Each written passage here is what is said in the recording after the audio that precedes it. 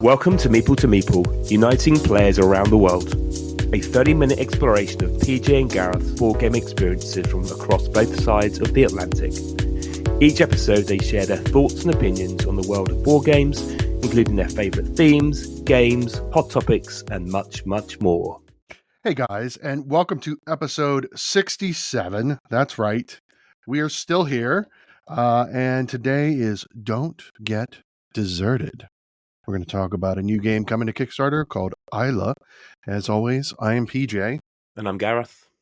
And we've got an exciting, never before. We've got 3 guests today, Gareth. This could be chaotic, it could be sensational, but we're going to learn about Isla that I got to play, first of all, at the UK Games Expo in 2022. Right. And the team behind Isla kindly sent me a proto copy, which I've been playing with friends and family, and the preview goes up on Tuesday. But let's everyone introduce themselves. I'm going to pick from my right, so Aaron. Hello. Firstly, thanks for having us on the podcast. We're very excited to be here, and hopefully it's not too chaotic with having 3 of us here. I'm Aaron. So one of 3 in Ocean City Games, the publishing company that has created Isla. I tend to do a lot of the sort of behind the scenes number crunching, some bits of art, and just general game design.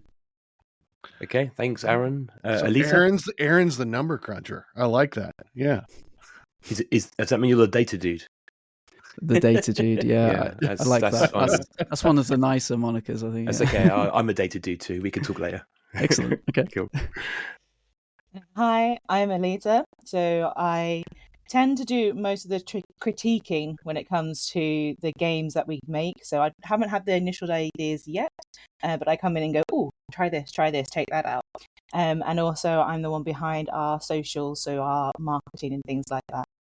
Great, thanks. So that confirms my story.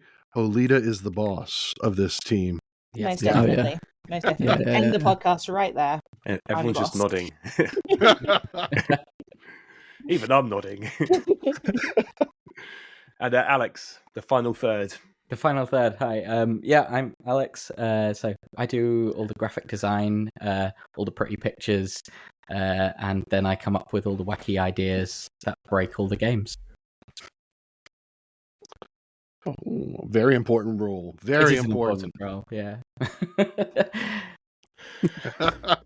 So, shall we let Aaron give us an overview of the game for those who haven't seen it, played it? Give us a kind of an overview of somebody starting out the game, kind of what the theme is, and kind of the core mechanics. Yeah, absolutely. So, Isla is a roll and write game that encompasses some more of your typical board game components and gameplay. The theme is that you've stumbled across, or you've set out to find an island that has not yet been charted, and you need to make your way through the island, discovering as many species of fossil fauna and flora as you can, and make it off the island successfully and safely. That's a big one. You along the way you earn research points that will go towards your total at the end of the game. As I mentioned, it's a roll and write, and there's a really fun mechanic within the movement of the island. So we come up with a dice exhaustion system that uses 5 polyhedral dice, and that's a D4, D6, 8, 10, and a 12. You'll choose from one of these dice in a dice pool, exhaust the one that you want to use, and then move as many spaces as the dice shows. However, what this means is as you exhaust the dice, you can no longer choose that die in a later round. So your options for movement become less and less. However, throughout the island, there are certain spaces that you can stop and have a rest, at which point you get a specific die back. So there may be a tile that has a D8 icon on it, and if you've used your D8 previously, you get that back. So it's really a efficiency puzzle in that you need to make sure that you've got enough dice available to you to keep hopping between all of these refresh spaces and able to make it to the end. One big question we get quite a lot when we're teaching the game at first is, well, why don't I just make my way to the end, get off the island, get those extra points for leaving the island first? And yeah, the biggest reason for not doing that is at the end of the game, you're going to get a -1 point for every space that you haven't explored. So every space you haven't drawn on. And bearing in mind, you can't backtrack on yourself. You can't draw over a place you've already drawn on. The idea behind this being that, you've gone off to explore some remote island. You've just steamed through it. You've come back, and what stories are you going to tell? You haven't really soaked in all the experience of the island. So yeah, you get more reputation the more you know about the island. You know more about the island the more you've explored it. I think certainly when I played it at the Games Expo, and then we've been playing it at home, that dice mechanic and the exhausting a dice, and then trying to get the most optimal route without losing the points and getting off the island first, but also collecting that fauna, flora, and the fossil part makes a really nice puzzle. Particularly pull off a nice little combo of trying to get that dice unlocked. It's a really clever part of the game design. Yeah, thank you. Yeah, there's nothing more satisfying than getting the perfect roll on your D8 that sends you just to the next D8 refresh so that you can use it and then refresh it in the same turn. That's the ideal. I think it's the backtracking as well. The fact you've kind of not, a bit like Snake, you don't want to end up blocking yourself into a corner or somewhere where you just can't, get back to optimally and call yourself negative points. Yeah, absolutely. That happens in quite a few games. You're drawing your route out, it's going really well, and then suddenly you're like, oh wait, I can't get to those spaces anymore, because if I do, then I guess like Snake, I'm going to eat my own tail. Like I won't be able to get out. Lost forever on that exactly. on that island. What's the journey been in terms of how long has the game been under design? And it's taken a couple of years to get the Kickstarter since I guess I saw it. What's the journey been? Yeah, so we launched our first game back in 2020, and obviously we've had a lot to do around distribution and everything that comes after a Kickstarter. So it was in about 2021 that we started developing this, and we were at the end of 2021. So we were developing a different game. I won't go into in detail, but we decided to switch on to this new one. So yeah, it's been about 2 years roughly of development. We foolishly thought it's come a long way. Was going to be easier to produce. So we sort of thought this one will be. It's a roll and write. How hard can it be to produce a roll and write? How hard can it be? And dice. I mean, it's got no fancy components. It's just a set of Little dice. did you know. Little did we know. No, we fell right into that trap. Absolutely.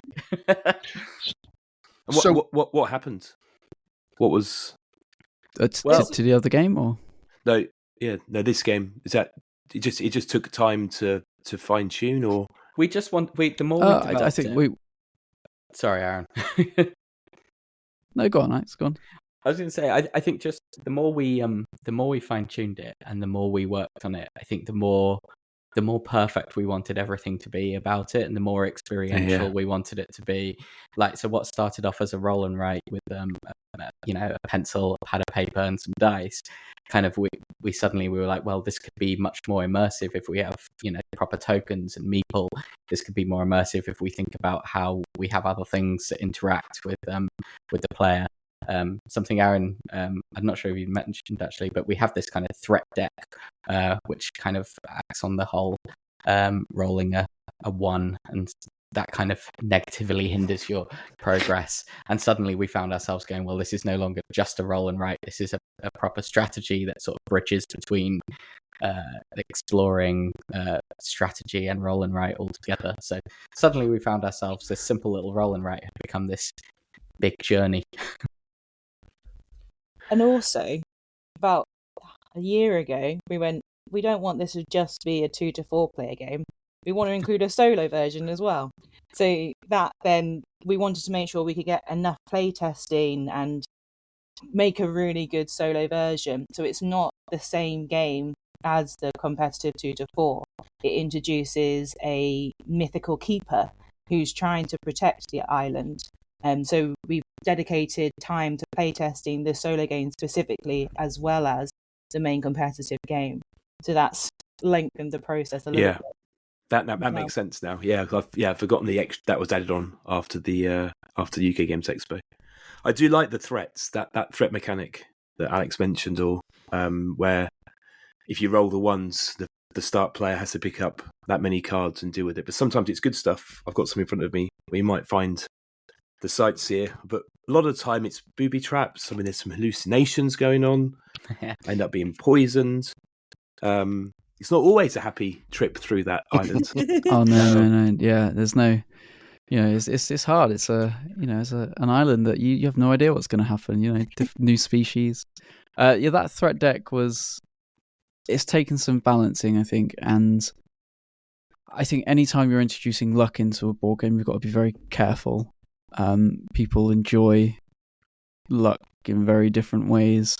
There's quite a wide spectrum, and yeah, like you mentioned about picking up as many threat cards as the ones you've rolled. So we changed that slightly. So now you just draw one threat card, okay, no matter how many ones you roll. Right. Okay. We don't want to be too punishing, and we also want to make sure there's equal opportunity for people to receive threats. And yeah, we've also mapped out some alternative game modes. So that's taken quite a lot of time as well. So we have things like playing without a threat deck. We have an alternate map in the works. Obviously solo mode, like you mentioned. So yeah, all that's kind of taking a lot of time and balancing and replay testing. So I have a question about player count, Oleta. You were talking about including a solo version. So one of the problems that I've had this is a general experience, is our player group has 5. So tell me, when you were working this out and you landed on 2 to 4 players, how did you come up with just 2 to 4? And is it possible to add a 5th player without altering the game experience too much? Well, that one seems like more of a question for Aaron and Alex. Okay. But I'm happy to take it. Yeah. But I think mainly it's around. I don't think it would change too much of the gameplay, but it's more the length of time. Yeah. For adding in the 5th player, and we also don't want to have to increase the price of the game quite a lot by adding in the tokens and the meeple for a 5th player. Yeah, absolutely. I completely agree with that. I think you've nailed it. We're a very, very small publisher. Sure. We this is our second game. We want to make it accessible. I think obviously gaming groups in terms of numbers vary drastically. 4 was kind of the sort of sweet spot for us when we're looking at manufacturing and stuff like that. Yeah, want to keep the price point down. There's nothing stopping you though for getting 2 copies between a gaming group, mixing all the research cards together, all the threat cards. In theory, you could just get an extra set of tokens and have an extra map. Obviously, that's untested in terms of how many research cards are available and threat cards. But you have there's quite an exceeding amount of research and threat cards. So we have found that can work. But yeah, in terms of what you'll get in the box, you'll just have the 4 set of tokens. And I think that's also where we differ from most roll and writes, because like you'd say, most roll and writes you can have up to 100 players. Yeah. But we, in a way, also, like myself personally, I think it's more important to include that solo game, because there aren't that many games out there that focus on a solo mode that's slightly variant from the main game. So I thought that was, to my personal opinion, a better thing to focus on than the 5 players as well. Absolutely, yeah. No, so thanks. And Aaron, one of the things I was thinking about was a different map. Is that something that's been easy to add, or I guess balancing can be quite tricky in terms of the route? How different is the map? Or is that something coming later? It's fairly new. It's not drastically different. But in this game where you've got it's an 8x11 grid for those who don't know, you start taking out some of these spaces, and although there might be 2 or 3 spaces missing, it has quite a dramatic effect on the balance of the game. And we've also changed things like the placement of the die refreshers to make it a little bit more chaotic, actually. To give you a background of the idea that we have for the alternate map, it's set in the future when humans have started messing things up. So, if they've brought their ships over, they've started to mine the quarries, chop down the forests, all that bad stuff. Rising ocean levels, so some of the tiles have sunk. So it does look fairly different, and we've played it, and it works. It really works. And Oleta won, cautious. Yeah, so far it's worked, and it's sort of been like, oh, I don't know why it's worked. I was thinking, I have to do a lot more fine tuning, and we still do have some of that to do. But actually, I guess a long answer to your question, it hasn't been as hard as we thought so far.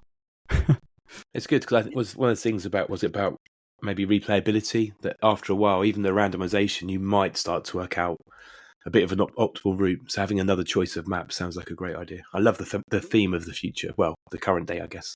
Yeah, absolutely. Yeah, we want to keep people engaged, and that's where all the alternate game modes come in as well. And we're planning on some online content as well that we'll release afterwards, which Alex can tell you. I can more actually, about. Yeah. Go for it, Alex. In the solo mode, we've got these keepers, which are kind of like mystical creatures that protect the island. So it's quite exciting. It's an intense play actually, and one that I'm terrible at. But instead of sort of competing against each other, you have these little monsters moving across the map, chasing you down. I'm not supposed to call them monsters. We're supposed to be calling them keepers because it sounds safer and like less like they're horrible monsters, because they're not. They're very lovely, but they will make you lose the game when you're playing on your own. So they're kind of chasing you down. We did some nice illustrations for these, and we've got these 4 primary keepers that sort of like an easy mode, a medium mode, a hard mode, and a really, really, really, really, really hard mode to play against. And not that I've beaten the easy mode yet, but I'm working on it. But we kind of thought, like, what I like about this is that there's this kind of, with a solo mode, there's this constant replayability. And actually, if we kind of adjust those rules a little bit and sort of push the boundaries of where we can take those solo play rules, like, do we start to mess around slightly with the way that those keepers interact with the tokens and things like that? Do they interact with the way that you as the player move and things like that? We can sort of slightly vary the gameplay for every solo play experience. So we want to introduce this, what we're calling a keeper compendium online, so that we can have guest illustrators and designers and things submit ideas, and we can come up with our own as we go, and have these constant challenges like on our website. And it'll just obviously just be a part of our website that anyone can access that has the game. I mean, it's pointless to access it if you don't have the game. but some people might want to. I don't know. But exactly. So it's kind of a nice little just like a way of keeping the sort of momentum fresh and that replayability, really.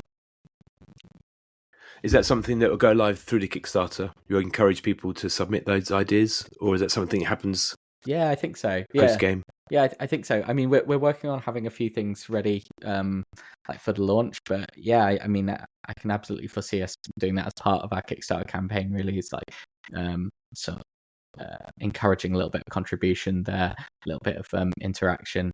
I just kind of like, I am intrigued as to like, when people, we mentioned earlier about the kind of pushing the boundaries and adding an extra player, I'm all for doing stuff like that, like I'm all for messing around with the way that you play a game, and sort of introducing your own rules and stuff like that, in unless it's Monopoly, but I'm all for all that kind for that kind of stuff. So like, I'm intrigued as to what other people come up with. When we released Salvage Hidden Treasures, our first game, when we went to UK Games Expo, following that, we had a few people talking to us about how they'd done things a little bit differently. They'd played with 5 or 6 players. They'd changed the way that the maps worked. Instead of having this equal 4x4 grid, that they were looking at, sort of going, actually, we can make a different shape to that. It doesn't matter. We can sort of change the way that we play the game. And I like the idea that people come up with we'll see things that we haven't, and that's really, really cool. And Alex, you're the artist behind the game. Is that all been designed from the start in terms of, I guess, look and feel, or has there been like an evolution or a change of direction as you've gone through the artwork process? Well, interestingly, this one has been a collaboration between myself and Aaron. So Aaron's a bit of a wizard, as well as with the data, with 3D, so with Blender. And early on, when we were looking at how the artwork for Isla was going to look, we played with a few different ideas. I started coming up with these kind of elaborate layouts in Photoshop, coming up with these vector illustrations of jungles and things. And me and Aaron were looking at this kind of minimalist, low poly 3D stuff at the time that's been used really successfully in a lot of like indie video games. And we were kind of looking at it going, why can't we use this in a board game? I think it'll just work really, really nicely. We can bring this really vibrant, colourful world to life in a board game. So yeah, it's a bit of a collaboration between us. So I've designed tokens and all the cards and all the layouts, and I was the sucker that had to sit and work through the design for a rule book and stuff, which for anyone that's designing games out there will know the pain of putting together a rule book for a board game. No, we need more pages. But yeah, it's been a really, really nice collaboration, and I think me and Aaron worked really well together on this kind of artwork style. So it's been fun. I've learned a bit of 3D in the process as well, which has been good. That is good. Yeah. The rule book I gave good thumbs up to. It was good. Nicely laid out, and I could teach and learn from it very quickly. So I have a bit of a stickler for a rule book. So you have passed the rule book check. Oh, thank God for that. I will put games back on the shelf if it's too hard and I've got to get a video. Absolutely, it can stay unplayed for a while because I just haven't. It's got to be easy. So that's well done on that one. Excellent. Hey, so in the process when you decided you committed to this idea for this game, was it always the plan to go through Kickstarter, or how did that conversation develop? Should I go, Oleta? Yeah, so I think going forwards, we'd like to continue to be a indie publisher. So going through Kickstarter, manufacturing underneath our name. That's what we did for our first game, and we learned a lot from it. So that's something for our second game we want to stick with, so we can learn more and understand the board game world a little bit more as well. Okay. So how smooth was your first experience with Kickstarter? Oh, it was beautiful. Okay. It wasn't. It was. I mean, it was all new to us, wasn't it?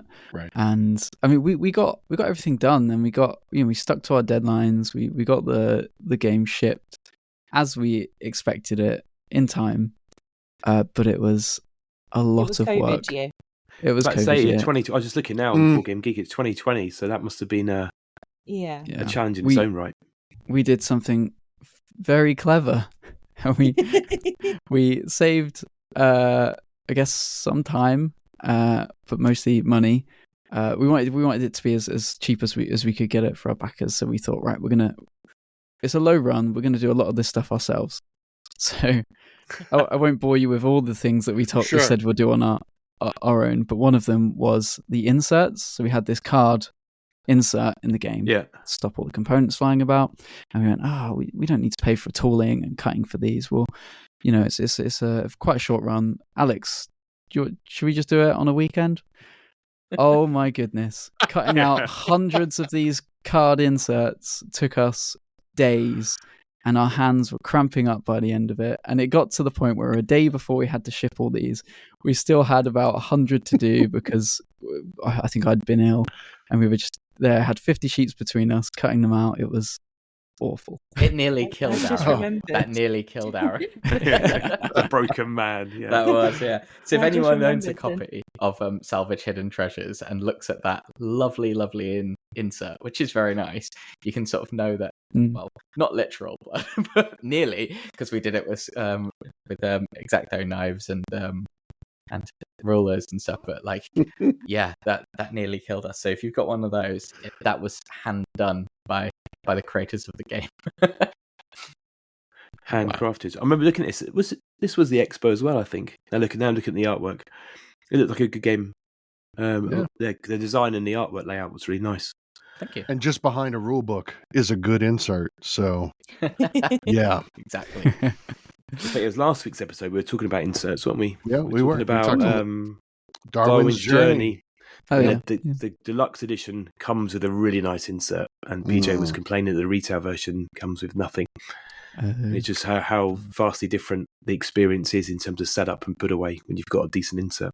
You know, my wife and I were playing a game this morning that's predominantly cards, and we were commenting on how nice the insert was, and that's not common, right? For a game to come with a decent insert, and it really makes a game after the rule book.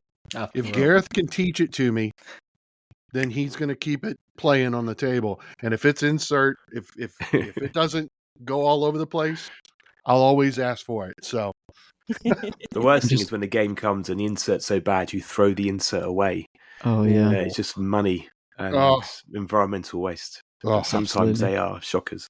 I'm just throwing a note as well to add an insert to our manufacturing. The question is, though, do you always lift up the insert to see if there's anything? Yes. Underneath? Yeah, good. Yeah, every time. No. Don't you, PJ? You might have missed. There's so I know. hidden. You always got to check. I check anyway. There is no reason for you to hide components of your game underneath the insert. Seriously, but sometimes there's things there. Yeah, I just check anyway. Then it should be in the insert. I'm paying you my money, so I can. I don't do surprises. When you come over, I'm going to hide some components under the tray, just so you can hunt for them. We'll start That's putting fantastic. money underneath ours right now, just seeing what people find. I need to look at your games collection, PJ, and think what games might have some hidden components. We know one. We know one. So, Oleta, this comes to Kickstarter on Thursday. the 8th of Feb. Yes, Thursday. And what time do you guys go live? We're going live at 10 a.m. GMT. It's a nice thing to do before your lunch break. Yeah, just that little pressing go. And then how long is the campaign running for? It's running until the end of February. So exactly 3 weeks later on the 29th of February, 8 p.m. Okay, 29th of February it is. Well, thank you for joining us. Listeners, don't forget to check out Kickstarter on Thursday at 10 a.m. on the 8th of Feb when the game goes live. Any questions, people do just drop me in the comments or drop me or PJ a message, or the guys at Ocean City Games a message on Instagram, and we can answer those questions there. I'd like to thank Aaron, Alex, and Lita for joining us. Yes, absolutely. Thanks, guys. Thanks for taking time out of your day. We appreciate it. Thank you very much. Thanks, PJ. It's been a pleasure. Yeah, thank you. Thanks, everyone, for listening. Please subscribe. And as always, we love to hear your thoughts and ideas. So make sure to leave those in the comments. And don't forget, you can also chat with us both on Instagram at Meeple to Meeple.